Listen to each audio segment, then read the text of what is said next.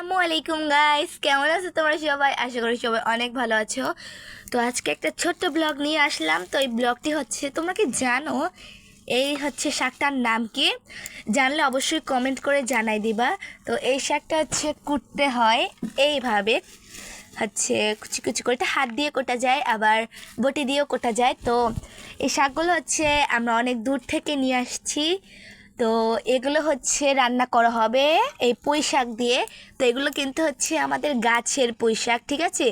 দেখো কত বড় বড় একটা পাতা, এই ডাঁটগুলো কিন্তু অনেক মোটা। এই যে দেখো, এই শাকটি কিন্তু অনেকেই খেতে পছন্দ করে, আর এটা কিন্তু অনেক পুষ্টিকরও একটা খাদ্য, মানে একটা সবজি।